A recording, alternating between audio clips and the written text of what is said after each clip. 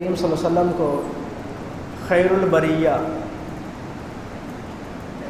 لوگوں میں سے بہترین انسان کا خطاب دیا کہ آپ خیر البریہ، مخلوق میں سب سے بہترین انسان۔ آپ نے فرمایا ذاک ابراہیم، یہ تو اللہ کے برگزیدہ پیغمبر ابراہیم علیہ السلام کی صفت ہے، ان کا لقب ہے، ان کا نام ہے، ان کی خوبی ہے۔ ابراہیم علیہ السلام کا تذکرہ ذی الحج کے مہینے کے اندر بڑی کثرت کے ساتھ ہوتا ہے۔ ان کی قربانی، ان کے واقعات کو زور و شور کے ساتھ بیان کیا جاتا ہے۔ بحیثیت مسلمان ہم میں سے ہر شخص کو یہ بات سمجھنی چاہیے کہ اس میں ہمارے لیے کیا سبق ہے، کیا نصیحت ہے، اور ہم ان کی سیرت کو سامنے رکھ کے کس انداز میں اپنے معاملات کو بہتر کر سکتے ہیں۔ کیونکہ ابراہیم علیہ السلام اللہ رب العزت کی برگزیدہ سے واتخذ اللہ ابراہیم خلیل، اللہ رب العزت نے ہر پیغمبر کو ایک مقام عطا کیا، اور ابراہیم علیہ السلام کا مقام یہ ہے کہ اللہ تعالیٰ نے دوستی کے لیے اگر کسی کا انتخاب کیا روئے زمین پہ تو وہ ابراہیم علیہ السلام۔ لیکن جب دوستی بڑے لوگوں کے ساتھ ہونا، پھر بندے کے ساتھ معاملات بھی بڑے ہوتے ہیں، پھر بندے کے پاس سفارشیں بھی بڑی آتی ہیں، پھر بندے کو بڑے کاموں میں ہاتھ ڈالنا پڑتا ہے۔ کیوں؟ تعلق بڑے لوگوں کے ساتھ، اور اللہ رب العزت سے بڑھ کر بڑی ہستی کوئی نہیں۔ ابراہیم علیہ السلام کی زندگی کو اگر ہم بغور دیکھیں، سرسری سے دیکھیں، سرسری اس اعتبار سے کہ مختصر گفتگو ہو، تو ان کی ساری کی ساری زندگی ہمیں اللہ تعالیٰ کے ساتھ ان کا ایک خاص تعلق نظر آئے۔ ان کی زندگی کے اندر بے شمار مصیبتیں آئیں، پریشانیاں آئیں، کٹھن حالات آئے، ملک بھی چھوڑنا پڑا، ہجرت بھی کرنی پڑتی ہے، بچہ بھی قربان کرنا پڑتا ہے، فیملی کو بے یار مددگار جنگل بیابان کے اندر چھوڑنا بھی پڑا، آگ میں بھی کودنا پڑا، بت بھی توڑنے پڑے، ہر طرح کے حالات کا سامنا کرنا پڑا۔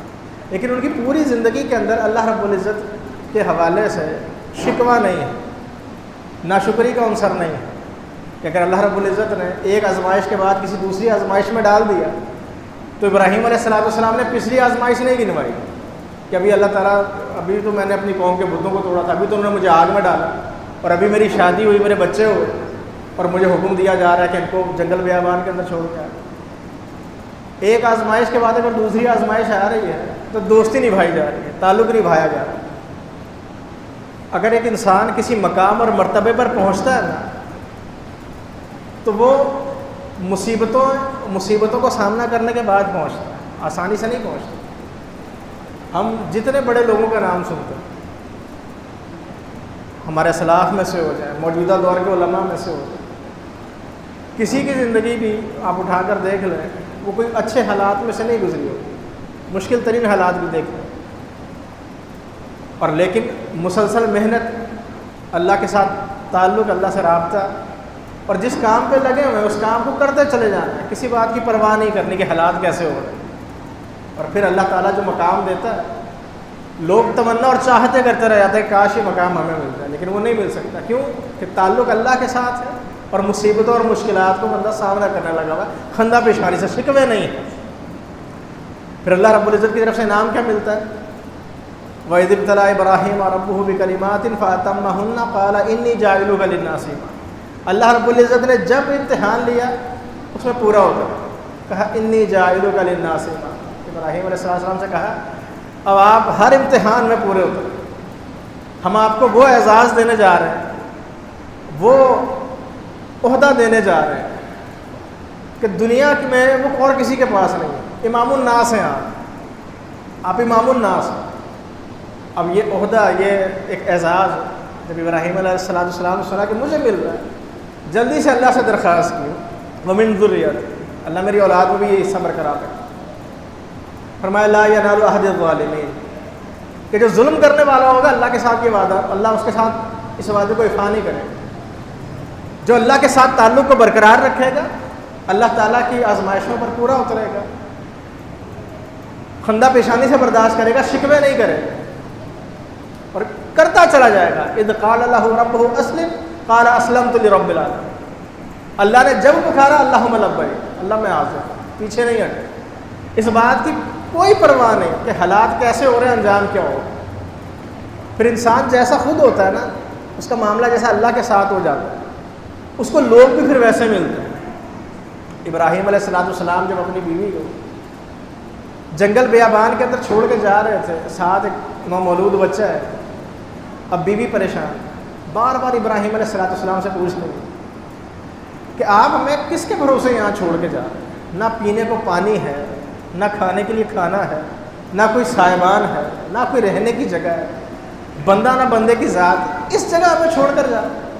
اور اولاد کی محبت، بیوی کی محبت انسان کو شادی کے بعد سمجھ میں آتی ہے، جوانی میں سمجھ نہیں آتی. جب اولاد ہو جاتی ہے، خاندان کی محبت یہ بڑی حاوی ہو جاتی ہے بندے کے اوپر. یہ بھی ایک طرح کا بوجھ. ابراہیم علیہ السلام اللہ کے حکم پر لبیک ایسا کہا، کوئی جواب نہیں دے اور خاموشی سے چلتے جا. جب ان کی بیوی نے دیکھا کہ کوئی جواب نہیں مل رہا تو پھر ایک سوال کیا، کہا اللہ نے آپ کو اس بات کا حکم دیا؟ ابراہیم علیہ السلام نے فرمایا ہاں، مجھے اللہ نے اس بات کا حکم دیا کہ اس جنگل بیابان کے اندر، اس ویرانے کے اندر تمہیں چھوڑ دو. کہا جاؤ. اذن لا یضیعون، اللہ نے کہا نا، پھر اللہ ضائع نہیں کرتا. تو بندہ جب اللہ کے ساتھ تعلق مضبوط کر لیتا ہے تو پھر جنگل بیابان کے اندر جنگل میں منگل ہو جاتا ہے. کہاں کوئی بندہ نہیں تھا، کہاں فرشتوں نے آگے پر مارے اور ایڑیاں جہاں رگڑی جا رہی تھی وہاں سے چشمہ پھوٹ دو، پھر لوگ آ کے وہاں بسنے لگے. اور اب کیا ہے کہ جو بندہ روئے زمین پر کہیں بستا ہے، اس زمین پر کسی ملک میں رہنے والا بندہ ہو، وہ مسلمان ہے، اس کی دلی محبت کہاں ہے؟ مکہ کے ساتھ، مدینہ کے ساتھ. ایک دفعہ دل کرتا ہے کہ یار کم سے کم وہاں جائے، ایک دفعہ اچھے سے اچھی مشروبات پینے والے کا دل کرتا ہے کاش ایک دفعہ زمزم مل جائے، سیر ہو کے پینے کو. تو اللہ تعالیٰ کے ساتھ جب بندے کا تعلق مضبوط ہونا تو اللہ ارد گرد کے لوگوں کو بھی پھر ویسا کرتا ہے. ضروری ہے کہ انسان اپنا تعلق اللہ کے ساتھ بہتر رکھے. پھر اللہ کی طرف سے اگر کوئی آزمائش آ جائے تو اس کو اللہ رب العزت کی طرف سے ایک آزمائش سمجھ کے قبول کرتا ہے اور اللہ سے دعا کریں کہ ربنا تقبل منا انک انت السمیع العلیم وتب علینا انک انت التواب الرحیم. اللہ جو نیکی کر رہا ہوں تو قبول کر لیں. اپنی نیکیوں کی قبولیت کی دعا بھی کرنی چاہیے. پھر ابراہیم علیہ السلام کی زندگی ہر اعتبار سے بحیثیت باپ بھی ہے، بحیثیت بیٹا بھی ہے، بحیثیت شوہر بھی ہے، بحیثیت سسر بھی ہے، بحیثیت ایک دائی اور ایک مبلغ کے بھی ہے. بیٹی کی حیثیت سے دیکھیں تو جوان ہے اور جوانی میں انسان ہر چیز کے بارے میں جاننا چاہتا ہے، ایک جذبہ ہوتا ہے، ایک شوق ہوتا ہے. اب دیکھا کہ بت نہ بولتے ہیں، نہ کھاتے ہیں، نہ پیتے ہیں، نہ ہلتے ہیں، لیکن پھر بھی قوم ان کے پیچھے دیوانی ہوئی. ایک نیا نظریہ، ایک نئی سوچ کہ یار نہ یہ کھاتے ہیں، نہ یہ پیتے ہیں، نہ یہ مشکل دور کر سکتے ہیں، نہ یہ فائدہ دے سکتے. قوم پھر ان کے پیچھے پاگل ہوئی. اب پوچھا کہ تم ان کی عبادت کیوں کرتے ہو جو سنتے نہیں، جو دیکھتے نہیں، جو بولتے نہیں، ان کے لیے اعتکاف کیوں کرتے ہو؟ جھاڑ دیا گیا، ڈانٹ دیا گیا. اب ایک تجسس تھا جو دل میں برمان چکا. کبھی ستارے کو دیکھ رہے ہیں تو اس کی ربوبیت کا اقرار کرتے ہیں، کبھی چاند کو دیکھ رہے ہیں، کبھی سورج کو دیکھ رہے ہیں، کہ سب سے مضبوط اور کبھی ہستی کی تلاش ہے. پھر جب دیکھا کہ ہر چیز کائنات کی عاجز اور کمزور ہے، پھر اللہ سے دعا کی کہ اللہ تو نے ہدایت نہ دی تو میں بھی گمراہوں میں سے ہو جاؤں. تو ایک انسان کے لیے اس میں نصیحت کیا ہے کہ وہ اپنے ارد گرد کے حالات کو دیکھ کر، واقعات کو دیکھ کر بھی نصیحت حاصل کر سکے. اور ضروری نہیں کہ قوم جس چیز کے اوپر ڈٹی ہوئی ہو، جس چیز پر ہمیشہ سے موجود ہو، وہ چیز حق پر ہو. ابراہیم علیہ السلام اگر یہ سمجھ لیتے کہ ان کے باپ دادا کا قول حق پر مبنی ہے تو وہ بھی بت پرستی میں مبتلا ہو جاتے. ایسا نہیں ہوتا کہ، لیکن ایک سوچنا کہ ایسا ہے تو کیوں ہے، لوگ اس کے پیچھے کیوں پروانے ہو رہے ہیں. پھر اللہ کے رسول صلی اللہ علیہ وسلم کی جو حکمت عملی تھی دعوت کی اور ابراہیم علیہ السلام کی، اس میں ایک بڑا بنیادی فرق ہے. یہ بھی ایک دلچسپ ایک پہلو ہے اس واقعے کا. ابراہیم علیہ السلام نے دعوت کا آغاز کیا، شروع میں بت توڑ دی. قوم ایسی تھی، کسی کو بات سمجھ میں آنے کے لیے تیار ہی نہیں ہے، کوئی سننے کے لیے تیار نہیں. کہا ٹھیک ہے، نہیں سمجھ میں آتا نا، سارے توڑ دیے. آخر میں ایک کی ٹانگ توڑ کے کلہاڑا کندھے پر رکھ دیا، کہا جاؤ اس سے پوچھ لو. یہ مددگار ہے، مشکل کشا ہے، حاجت روا ہے نا، اس سے پوچھ لو یہ کیا کر سکتا ہے۔ ابراہیم علیہ السلام نے ابتدا میں بت توڑ دی، اور نبی علیہ السلام کا کیا معاملہ تھا؟ آخر میں جا کے بت توڑا۔ تو ایک داعی اور ایک مبلغ کو حالات اور واقعات کے اعتبار سے چیزوں کو سمجھنا چاہیے کہ ہر بت شروع میں نہیں توڑا جا سکتا۔ کسی بت کو توڑنے کے لیے ٹائم لگ جاتا ہے، آپ سمجھتے ہیں ایک چیز غلط ہو رہی ہے، اس کو سدھرنا چاہیے، یہ کتاب و سنت کے خلاف ہے، تو ایک دن میں معاملہ سیدھا نہیں ہو سکتا۔ اگر ایک دن میں سیدھا کرنا ہے، پھر ابراہیم علیہ السلام جیسا دن رکھنا چاہیے بندے کہ اگر آپ بتوں کی ٹانگیں توڑ دیں گے تو پھر آگ میں کودنا پڑے گا۔ اگر آگ کی گرمی برداشت کر سکتا ہے بندہ، اتنی مشکل برداشت کر سکتا ہے، اتنا بڑا معاملہ اپنے سر لے سکتا ہے، تو پھر بت کی ٹانگ توڑ دیں، مگر ٹھیک ہے تھوڑا عرصہ چلنے دیں، وہاں لوگوں کو ہم نوا بنائے، ٹیم بنائے، پھر بات رکھے جی مسئلہ یہ ہے، پھر اللہ کی مدد بھی ہے، نصرت بھی ہے، پھر لوگ خود اٹھا کے بتوں کو باہر لا کے توڑ دیں۔ تو ابراہیم علیہ السلام کی سیرت کے اندر ایک یہ سبق بھی ہمیں ملتا ہے۔ مثلا اگر ہم اپنے گھر کے اندر دعوت و تبلیغ کا کام کرنا چاہتے ہیں، عموماً والدین بوڑھے ہو چکے ہوتے ہیں، ان کو سمجھانا ذرا مشکل ہو جاتا ہے۔ اب ہم چاہتے ہیں کہ ایک بات ہماری سمجھ میں آ گئی تو آج ہی یہ بات پورا خاندان سمجھے، کیوں؟ کیونکہ مجھے سمجھ میں آ گئی، ایسا نہیں ہو سکتا۔ ان کے درمیان رہے، نبی علیہ السلام نے ہر طرح کی سپورٹ کی، مالی، اخلاقی، جانی، جس طرح کا معاملہ ہوا نبھایا، کبھی تکلیف نہیں دی۔ کس لیے؟ کہ میرا یہ اخلاق، میرا یہ کردار، میرا یہ تعلق ایک دن سوچنے پہ مجبور کرے گا کہ یار ہم نے غلط کیا، اگرچہ وہ ہمارے معبودوں کو برا کہتا ہے لیکن ہم نے اس کے ساتھ غلط کیا۔ ابراہیم علیہ السلام کا معاملہ الگ تھا، شروع میں بتوں کی ٹانگیں توڑ اور پھر معاملہ نبھایا بھی اس کا۔ پھر ابراہیم علیہ السلام کو بحیثیت بیٹے کے دیکھیں کہ والد سے کہا کہ لِمَ تَعْبُدُ مَا لَا يَسْمَعُ وَلَا يُبْصِرُ وَلَا يُغْنِي عَنْكَ شَيْئًا، آپ اس کی عبادت کیوں کرتے ہیں جو سنتا نہیں، دیکھتا نہیں، نہ کسی چیز سے بچا سکتا ہے؟ تو ان کے والد نے کیا کہا کہ اگر آپ اس بات سے باز نہ آئے، لَأَرْجُمَنَّكَ وَاهْجُرْنِي مَلِيًّا، آپ کو پتھر مار مار کے رجم کر دیا جائے گا، سخت ترین سزا دی جائے گی، تشدد کیا جائے گا، ٹارچر کیا جائے گا۔ ابراہیم علیہ السلام طاقتور بھی تھے، اب چاہتے تو اچھا خاصا ٹکا کے جواب دے سکتے ہیں۔ جو بندہ اتنی بڑی مشکل کو اپنے سر لے سکتا ہے کہ معبد میں جائے، بتوں کے بت توڑ دے، ایک بزرگ آدمی کو، ایجنٹ بندے کو جواب دینا کون سا مسئلہ تھا؟ السلام علیکم، ٹھیک ہے آپ پرسن، آپ کے ساتھ معاملہ نہیں بن سکتا، بعد میں سمجھ آ جائے گی بات، بدتمیزی نہیں کی۔ تو وہ بندہ جو اپنے آپ کو مواحد کہتا ہے، توحید پرست کہتا ہے، جو سمجھتا ہے کہ اس کا عقیدہ صحیح ہے، اس کے لیے جائز ہی نہیں کہ وہ اپنے والدین سے بدتمیزی کرے، بھلے والدین بت پرست کیوں نہ ہو۔ اور اگر والدین مسلمان ہیں، کلمہ پڑھتے ہیں، تو اس کے لیے جائز نہیں کہ وہ بدتمیزی کرے۔ اور اسی طرح اگر کوئی بزرگ ہے، سفید داڑھی والا ہے، بزرگ آدمی، جوانوں کو یہ زیب ہی نہیں دیتا کہ وہ اس سے بدتمیزی سے پیش ہو۔ نبی کریم صلی اللہ علیہ وسلم نے ارشاد فرمایا کہ لیس منا من لم یرحم صغیرنا، جو ہمارے چھوٹوں پر رحم نہیں کرتا وہ ہم میں سے نہیں، ولم یوقر کبیرنا، ہمارے بڑوں کی عزت نہیں کرتا ہم میں سے نہیں۔ تو بحیثیت مسلمان ہمیں یہ بات سمجھنے کی ضرورت ہے کہ ابراہیم علیہ السلام بدتمیز نہیں تھے، بت شکن تھے، بت توڑے، ڈنگے کی چوٹ میں توڑے، مناظرہ کیا، دربار میں جا کے کیا، اعلیٰ وجہ البصیرت کیا، کہا اللہ تعالیٰ سورج مشرق سے نکالتا ہے، مغرب سے نکالتا ہے، زندہ اور مردہ کی مثال دی کہ اللہ زندگی بھی دیتا ہے اور موت بھی دیتا ہے، اس کے ہاتھ میں یہ چیز ہے۔ بات سمجھ میں نہیں ہے؟ نمرود کہنے لگا یہ کام تو ہم بھی کر سکتے ہیں، سزائے موت کے قیدی کو رہا کر دیا، اور جس کو رہا کرنا تھا اس کو مروا دیا، یہ کام تو آسان ہے۔ مناظرہ کیا، اعلیٰ وجہ بصیرت کیا، ڈنکے کی چوٹ میں کیا، لیکن کہیں بدتمیزی نظر نہیں آتی اس صبح کے اندر، کہیں بد تہذیبی نظر نہیں آتی، کہیں غصہ نظر نہیں آتا۔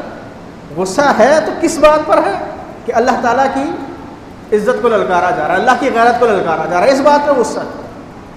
لیکن کبھی لوگوں سے ذاتی معاملات کے حوالے سے، ذاتی اعتبار سے غصہ، نفرت، یہ کہیں نہیں ملے گا ابراہیم علیہ السلام کی سیرت کے اندر۔ پھر ابراہیم علیہ السلام کو بحیثیت بیٹے کے دیکھیں، بحیثیت باپ کے دیکھیں، بحیثیت باپ آپ کا کیا کردار ہے؟ کہ بیٹا جوانی کی دہلیز پہ ہے، ابھی کھیلنے کودنے کا ایام ہے، باپ اس خوشی میں ہے کہ میرا بیٹا میرا دست بازو بنے گا، حکم آ رہا ہے کہ قربان کر۔ اور یہ کراچی والوں کے لیے خاص کر اس میں بڑی نصیحت ہے، کراچی والے چندہ دے دیتے ہیں، اپنا بچہ نہیں دیتے. کراچی پورے پاکستان کو چندہ دیتا ہے، مسجدوں میں بھی، سیاسی تنظیموں ہر جگہ کراچی کا چندہ جاتا ہے. الحمدللہ کریڈٹ دیا جاتا ہے اس بات کو، پھولوں کے ہار پہنانے چاہیے. لیکن کراچی والے اپنا بچہ مدرسے میں داخل نہیں کرواتے. ابراہیم علیہ السلام کی سیرت یہ ہے، یہ درس دیتی ہے کہ جہاں اپنا مال قربان کرنا، اپنی جان قربان کرنی ہے، وہاں وقت آ جائے تو ایک بچہ بھی قربان کیا جا سکتا ہے.